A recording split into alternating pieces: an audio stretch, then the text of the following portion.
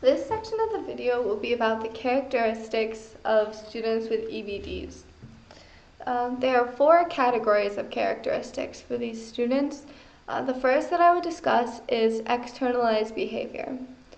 Externalized behavior is a very visual behavior where students act out, really portraying their feelings onto others and property. So by fighting, destroying property like desks, tipping over chairs, and other behaviors like stealing, lying, drug use, all those sorts of things that really grab the attention, sometimes on purpose, of teachers and parents and other students. The next category, which these students are more often not diagnosed because their behaviors are more into themselves. These behaviors are internalized behaviors. So students like this may be very depressed, cry often.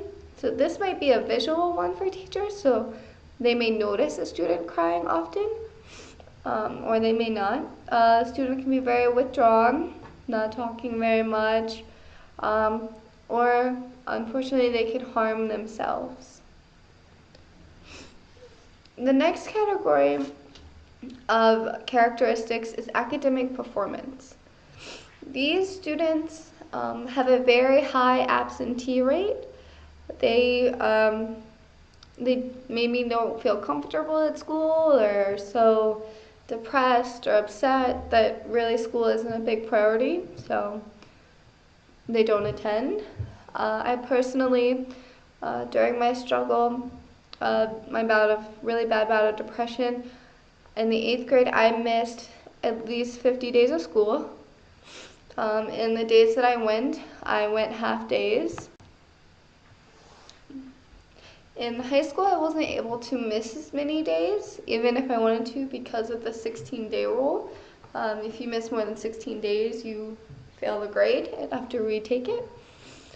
And so a lot of people who would miss those amount of days, this could really lead to the 60% dropout rate that these students have.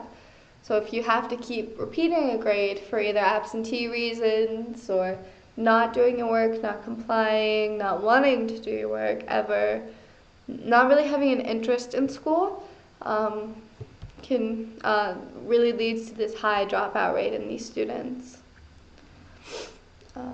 As I alluded to before, many of these students often do not complete their work for various reasons. Whatever's going on with them just really inhibits them from doing whatever is assigned to them, and they may not work to their full potential.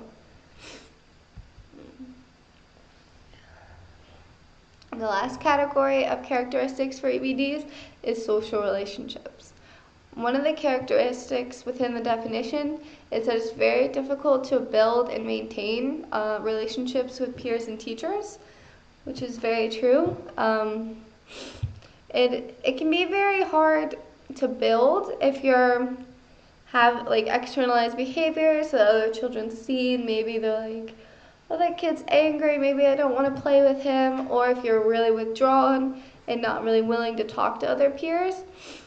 Or maintaining friendships for both reasons. Maybe your behaviors are erratic and friends don't know how to cope with that. Or if you get within bouts of depression or social anxiety, and it can be very, very difficult to keep friendships. I certainly know from both sides, through the externalized and internalized behaviors, it's very difficult for me personally to maintain friendships, unfortunately. It is also more likely for people with EBDs to befriend those younger or older than them. Within my special education class, people guess that it's because, especially with little children, that you would be able to have control in those situations and manipulate the children. I don't know if I really agreed with that. I mean, it could be the case for some people, but I feel just because I suffer from social anxiety very badly, um, I feel less anxiety with those groups of people, especially young children. I feel like I can just truly be myself and be silly with them is the place I feel most comfortable.